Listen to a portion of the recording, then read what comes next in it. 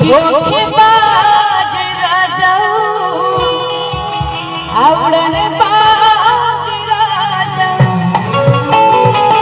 लेके नहीं सब हम ही कर लेते हैं का दिक्कत है एक्टिव करे के चाहिए का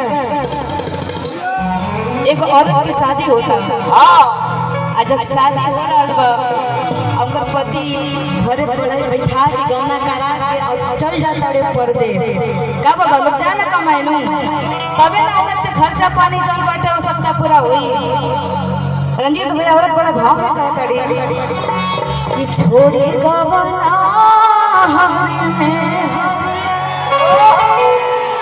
एगो हरे जी एक बार इधर के लोग हल्ला एक बार करो कि छोड़े गवना हरि में हरिया अरे कि पिया भइला फूलारी के हो फूल लाइट लेके चलो उड़ा कि छोड़े गवना हरि में हरिया आरे की कवन सवतिया आरे की गोरले मनतिया की अपनी गुजरिया के कहिला तू भूल अरे तो सुन लागल से जरिया की सुन लागल से जरिया की पिया भइला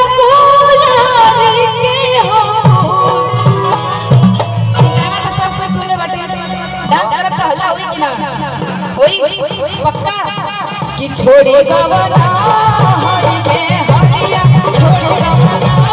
हरि में हरिया पिया भइला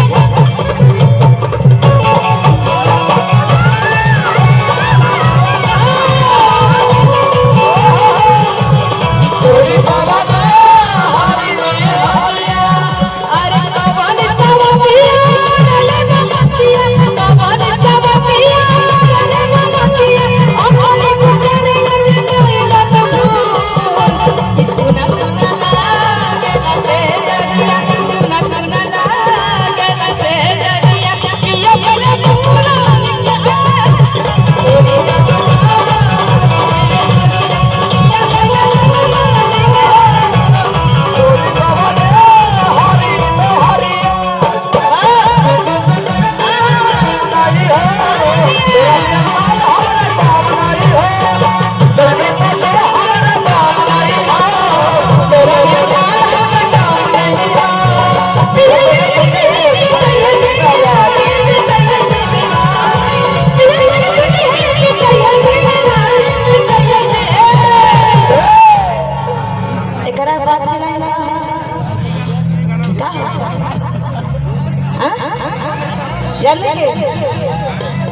कि तोर फाट लगतो छाती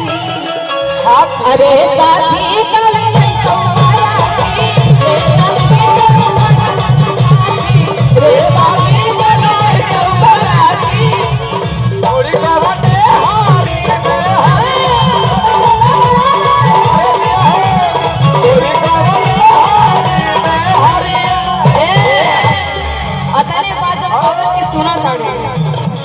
उधर से पति जी भी पढ़ाई बढ़ा दिए ताड़े बड़ा भाव से कहा ताड़े का बड़े भोकल बढ़ा दीजिए भोकल बढ़ा दीजिए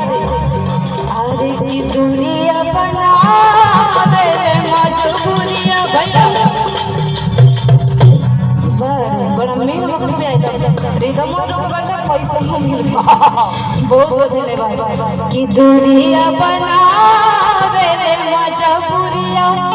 अरे का कर कि घरवा छोड़ा बेला हो पे कि दूरिया बढ़ावे मजबूरिया और कि करी